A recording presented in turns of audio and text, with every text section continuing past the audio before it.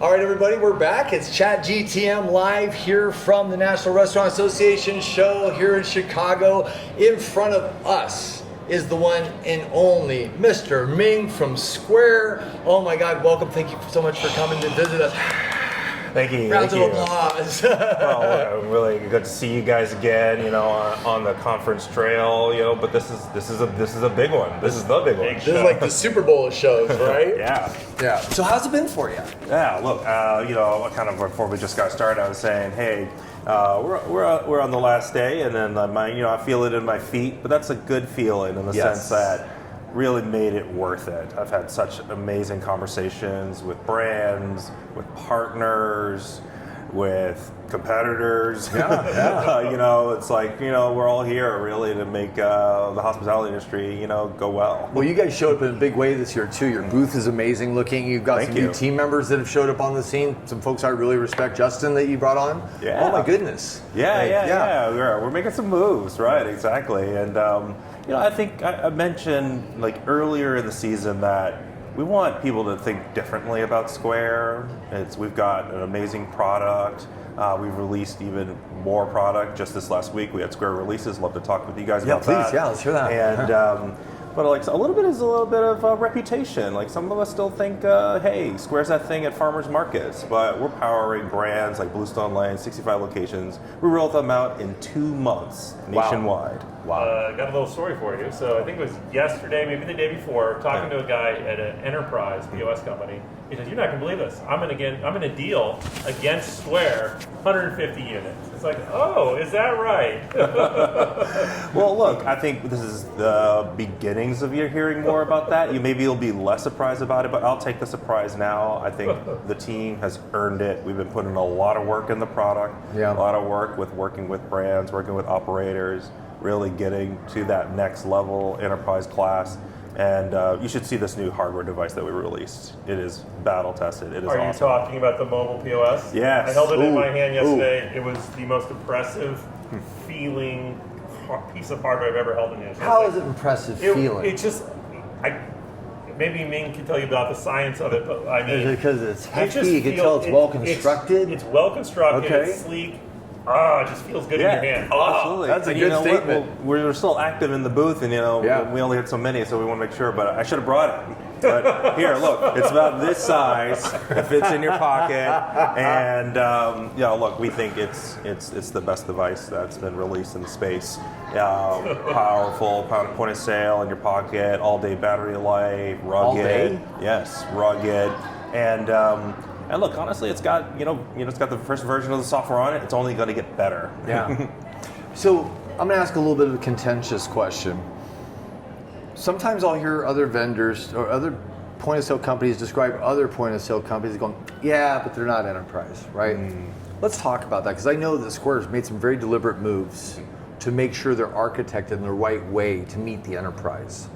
Share a little bit about that with us. Yeah, absolutely. Yeah. Well, look, I think there's truth in that, right? You have to cut your teeth. You have to earn that you can do enterprise, right? And that means that a brand of yours is really happy and you're retaining them.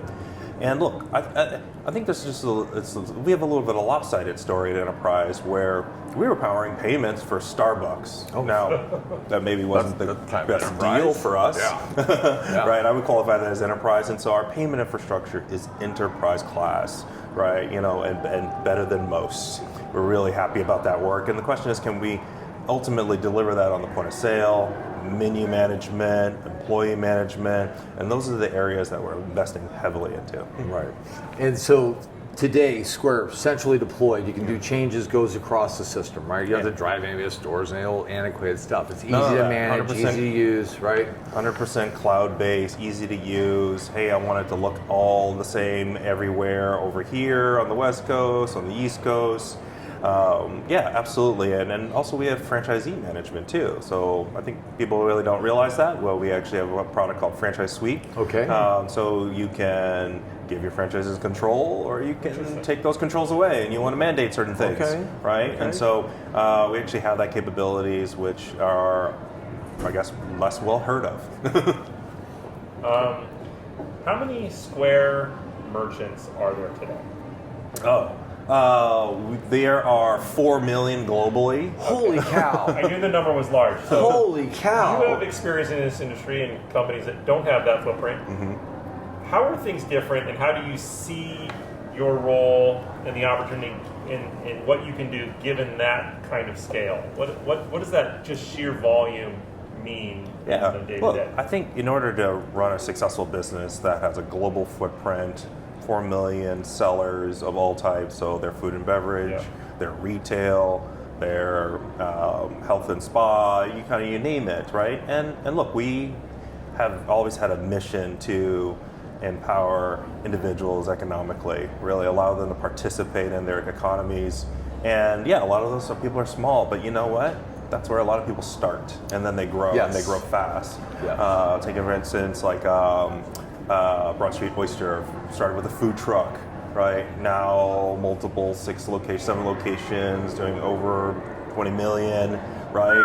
All with Square, like that started with one food truck. Big brands come with from a little dream. brands, right? Exactly, and I think that is the amazing evolution that we have, right? We're not going to say, hey, we're only enterprise, we only do that, right? We are committed as Square, part of Block, really about empowering individuals, and that means employees and staff, etc. So this is democratized. You're not saying the classic, if you're a SaaS company, sorry SaaS companies have been in some, we only play above 20 units, right? Like you're for everybody, is that right? We're for everybody, and I love then that. we've invested in software that's easy to use. Yeah. Software that any of us and any of the operators here today could sign up on Square, go to Best Buy, because we distribute our hardware and our everywhere. Oh, wow, really? And they can get going, right, exactly. And of course, they can work with a sales representative, from our world-class organization, really talk through their needs and their growth objectives. But, we kind of have the full gamut.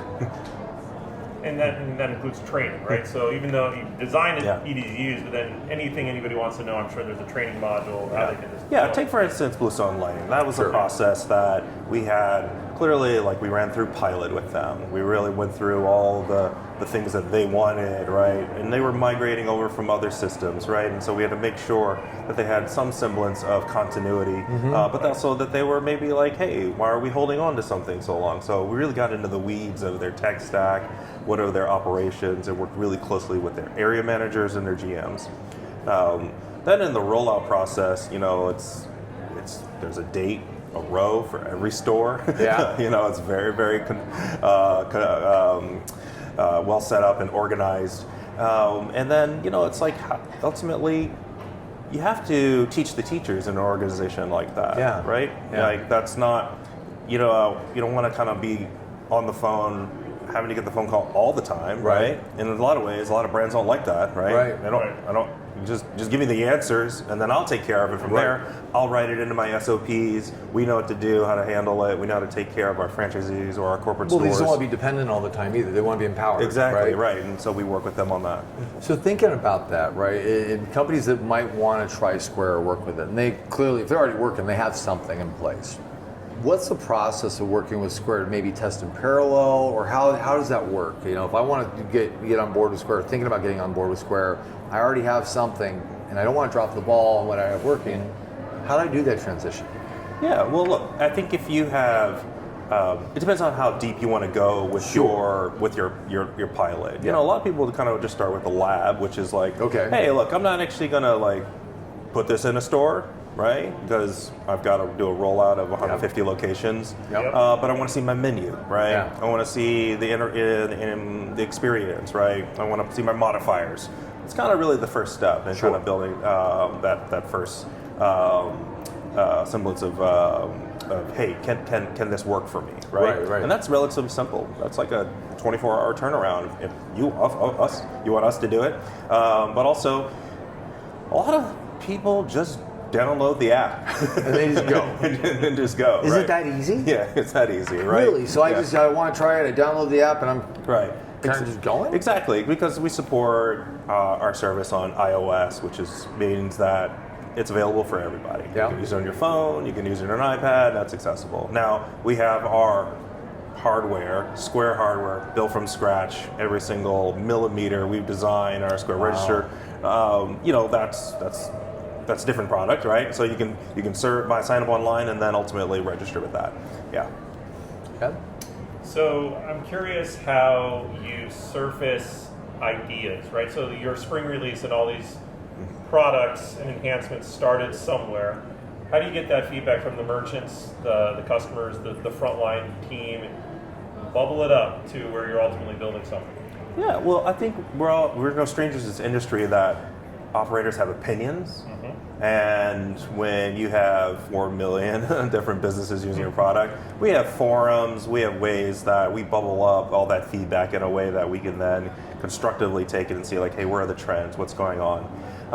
When we're thinking about, okay, let's do something differentiated, let's build something new, like handheld, for instance, we'll actually bring in sellers into our hardware lab in Oakland or into New York and have them, talk about it.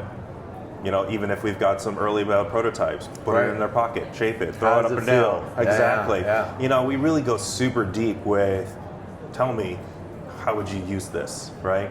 What is the value that it's providing you, right? And then when you do that and you iterate it really fast with operators, you ultimately you get to a better answer. Well, especially if you're listening to what they're telling you, right? Yeah. Some people say, yeah, tell me what you think. And okay, that's great. And we just go off, right? So it sounds like you actually take that feedback and use it. That's right.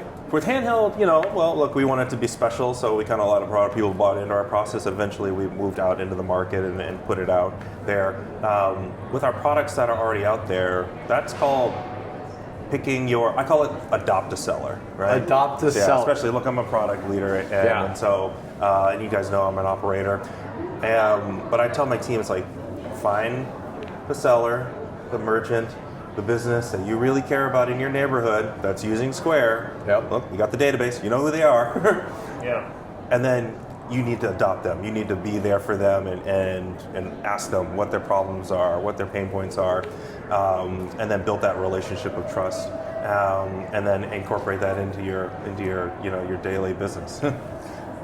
Thinking about where you are now, and you already know the roadmap, probably what Square has set up. Sure. Can you share a little bit about what's coming next that you're allowed to talk about? Because there's Yeah, really cool absolutely. secret stuff going on. So spring releases, in a lot of ways, we announced and shared a lot of product. When we said, hey, this is what's available on the store today. Yep. A little Apple style, right? And then we also announced what's coming next, right? And so I think, I'll talk about AI for a moment, right?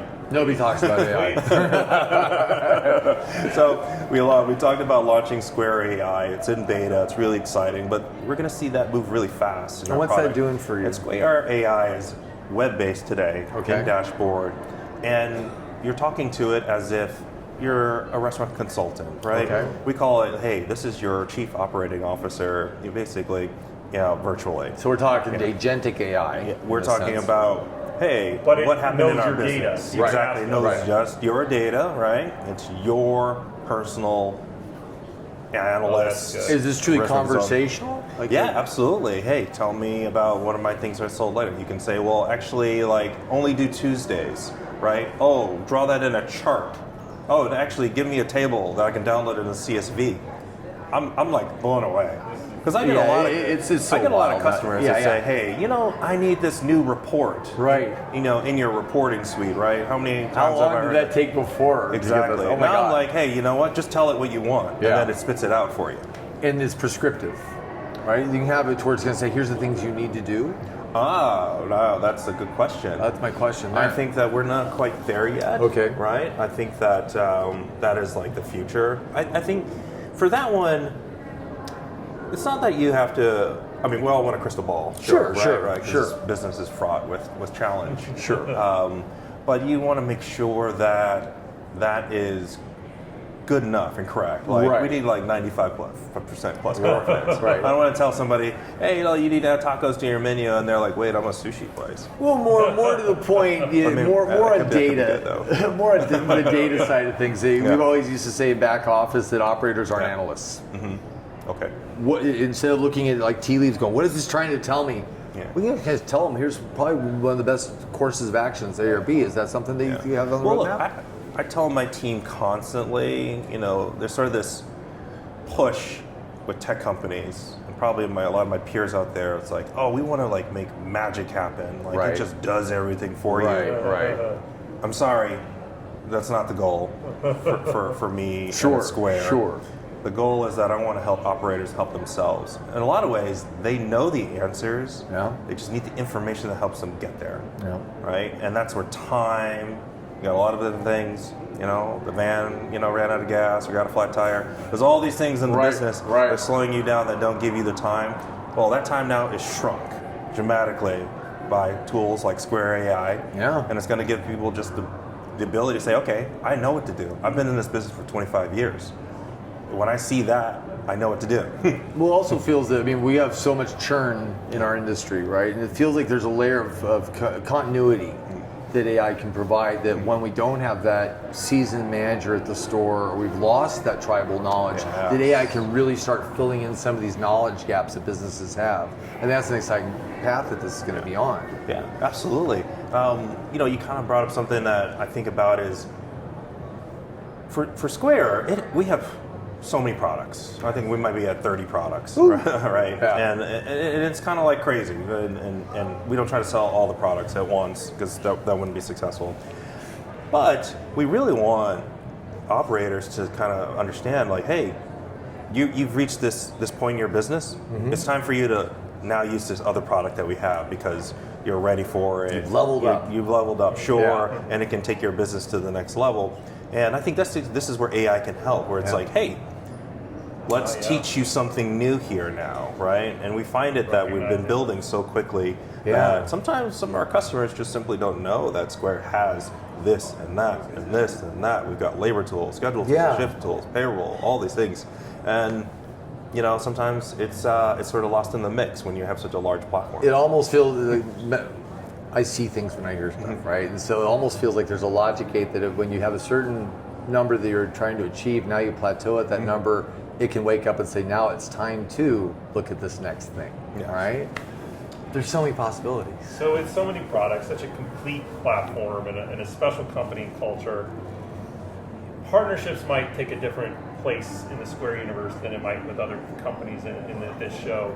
What's Square's philosophy on partnerships in the hospitality sector? Yeah, so at Square Releases, we really touted our partners, especially ones that we're really proud of releasing, brought some of them on stage, over 1,000 partners. We've been committed to open APIs, for very much in the very beginning, like before my time, right? Yeah, and I have a high philosophy in that belief of, hey, look, your data is your data. And if you want to use a programmatic method for that data, then you should be able to do that. Now, partnerships also are both technical and go-to-market, right? And I think this is where you'll see us be more opinionated about, hey, we actually see really, really great products, peers and partners in the space that are building the best, we think, version of something. We want to make sure that those types of partners are really getting a lot of daylight, because we think that their mindset is whereas ours is, which is this is good for the business of the customer. Yeah. And we should say, hey, let's get that partner out in front because they're doing great things. Yeah, it's awesome. So when we met at RLC, I noticed that there's a commitment that Square has to this industry and where you're going. And when we had our conversation there, and then you're at this show now, what are the other stops that are going to be made throughout this year? Are you taking a little hiatus now? Yeah, Because both of you have to go back home and do some a couple work. of trips. It'll be probably a little going deep. Look, there's a lot of partners here, and there's some that I want to learn a little bit more about. Yeah. So I'll be making some trips in order to get deeper in understanding. How can we really make an amazing partnership, an amazing experience for the restaurant industry. I think I'm a little far off, maybe, pick up in September, with FS Tech, trying to think what's the run, and RFDC, RDFZ, and then, I've got some other ones too, especially with Regional our events or customer partners, such as Cisco, which we've talked a lot about in our Square releases, but also go to market and traveling to some of their big events, as they're obviously one of the largest broadliners in the country. Okay, so let's flip the script a little bit. Okay. We're at the NRA show. There's a lot of stuff. When you're not in the square booth and talking to clients, you're probably wandering around like we are and enjoying the show. Yes. Two sides. What was your favorite bite here? And what piece of tech did you see that was like, nah, that's really freaking cool? Okay, great. Yeah. Hawaiian poke. Oh. Over in like Is that Lakeside? No, it wasn't Lakeside. You know, because I actually That way? I didn't even get to the Lakeside on the See? trip. It was really embarrassing. Well, either did we, but my team went over there. Yeah. They did it up. Yeah. Yes, absolutely. But it was fresh. They're flown in. They're actually filleting the Oh fish my right God. there. Oh my God. I mean, I love the show. Yeah. There's time after this. Where is this? Yeah. I mean, it's like 8 rows over from my booth. Okay. So come on. We're ready. We'll be there. Okay. Yeah, and what did I see that was super exciting? Oh gosh, something that turned my head. It's How are hard you when going to ask me square's so this question? exciting in and of itself. Yeah. That's Yeah, absolutely. You know, the food is really cool. Like, look, I'm an operator. I'm also looking for just a yummy flavor, Yeah. something with spice, mixed together. We were vibing on those tater tot kegs over there. I don't know if you saw that. Yeah. Oh, yeah. Got it. Big. Look, I think, I'm blanking on the name, but automated dishwasher. Oh. And then I went over and I was like, are you trying to like put my dishwasher out of business? I like my dishwasher, right? And that's honestly a stepping stone, in the process. And he says, that's exactly what I'm doing. He says, look, I'm making your dishwasher a prep cook. And I was like, oh. You promoted them. You promoted him. And I was like, okay, you got my attention. I like that. Right? I Work like the that. system. Okay, I see how this is automating back of house, with making it more efficient and et cetera. I'm just like a lot of operators trying to figure out, hey, I think I understand the front of house optimization, what the options are, but back of house, this is a little bit harder to do. Back to another contentious question. When we think about all the various tools that are being layered into restaurants, right? This is us just talking about tech and in-store technologies. When we were talking to Greg Majewski at the same RLC show that we met you at, Greg mentioned something to the effect of 17 to 20, this is a big number, pieces of software that are running concurrently in these restaurants. Yeah. And I imagine each of them saying, we're going to give you 1 to 3 points back on your food or labor, right? And so we're talking a stack of some $3,000 something dollars. So if we were doing the math on that, they're being monthly. Do you think there's a lot of diminishing returns that kicks in on how much you can optimize based on all these various pieces of software? And ultimately, we're helping manage people. How much optimization can you apply that people can actually adjust to move the needle in excess of the dollars that you're spending to get that, or the ROI, That's right. Yeah, so I would say probably yes. That you could say that for adding items on a menu though as well, right? You only eat so much. I think about two things in tech stack, sort of like tech proliferation, and that is, what problem are you solving, and is that problem actually the biggest problem for your business, whether it's bottom line, profitability, EBITDA, or is it a growing top line? And usually if you solve the problems in that space, then that really is really helpful to your business. Right. Ultimately, some problems are smaller problems, and so you probably shouldn't be spending the same amount of money on solving that problem, but you might need to actually solve it, so you have to really kind of order the operations appropriately. And the next is the speed in which you ultimately, right? Like you said, okay, maybe there's 17 pieces of the tech stack.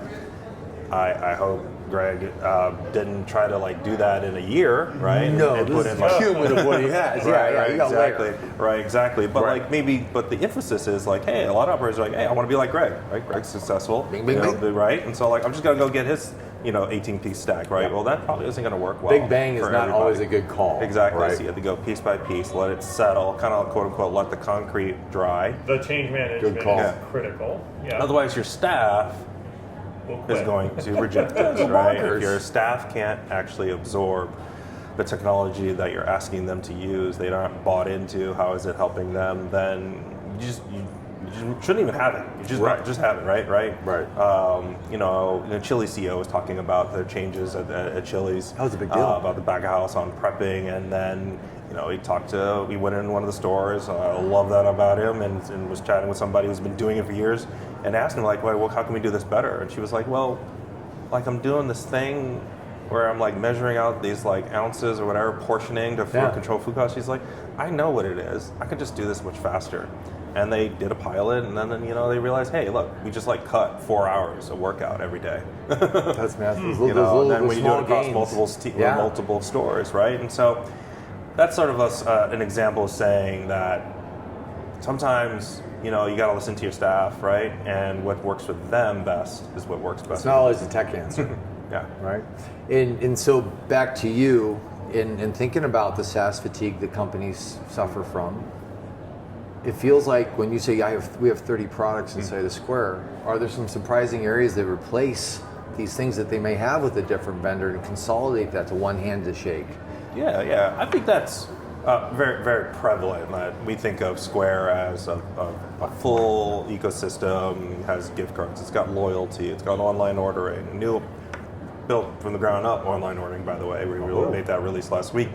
And the pieces on the inventory side, and sort of we get the benefit of serving all these other industries like retail inventory. Like you can't run a retail business without having really good inventory, right? And so we bring part of that into the food and beverages page. Exactly. Look, they are easy to access, right? I think my hesitancy as a food and beverage operator and tech builder is that we want to make sure people are using things for the right reasons. And we offer a lot, but it doesn't mean that everybody should use every single thing. Right. Well, there's also that argument, Chaz, on best in class or or best of breed as they call, right? Yeah. And so what do you need? And historically, I don't know in Square, typically what we've seen is robust back office systems like say Crunch Time or Power Ops or all those folks that do that. They're going to say it's much more robust, and I'd agree in some ways, right? Absolutely. Yeah. We're businesses that have, let's say, raised a bunch of money or built a good business over time, and then they focus on these one or two things. Then that's a great partnership. We're open to working with those businesses, and if that gives you the edge in your region and your concept, then absolutely you should do it. Now, there's been a trend lately. We found out that I don't know if it's over at Square, charging for API. Oh. Right, we've heard a number of the big guys out there saying we're going to charge for the API call. Not a new thing, but it continues. But it's starting to become more prevalent. I mean, I remember XPay used to have the IBOI, and you pay a fee for that, right? Okay. And now some of the other companies out there, I won't name them in case it's too contentious, but they're starting to charge for API. What's your opinion on that? Yeah, so the quick, blunt answer is we don't charge for APIs. Beautiful. We don't have any plans to charge for APIs. Right. I doubt it in the history of my time working there that we would charge for APIs. Well, I love it when you say your data is your data, right? That's important. Yeah, that seems like that's misaligned, I think, with the business that we're trying to serve. No. So we don't do it. Maybe that's just a quiet answer. That's good enough. That's good enough. Especially if we're talking about you, I want people to know about you. So that's smart. I mean, the experience with Square is it's your data, it's your information, and you're given the privilege of some other company to interact with it, whether it's read only or it's read and write. I mean, kind of like the app stores. There's that agreement. It's like, hey. You're letting someone access your information, this is what we're going to do with that. And by the way, we make sure that is above board, and we vet these companies, especially the ones in our marketplace. Right. You can just use the API as you want, especially as a customer. If you're going to be in the marketplace, we're going to make sure that there's a level of quality. So, Ming, if someone's new to the Square ecosystem and they want to learn more, where should they start? Maybe there's more than one place based on the kind of learner. Should they start with call-in sales? Should they go through a series you have online? How do they learn more most effectively? Yeah, absolutely. Well, I think you can go to our website and you can gain a lot of information. But if you want to start getting into, hey, this is my concept, this is my business, this is the problems I'm having with my current providers, then you should talk to one of our highly qualified sales reps, and a lot of them have worked in this industry and understand it really well, and have worked with operators just like you, so that we can say, hey, this is what we're seeing as far as how you can optimize your tech stack, or honestly just really focus on the business, grow your business.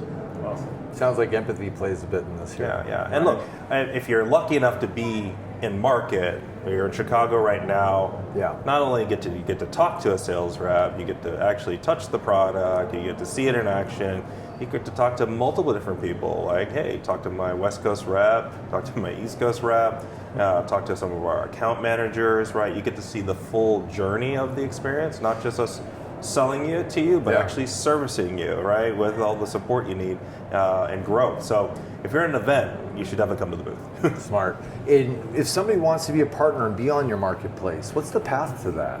Yeah, it's on our website. You can apply.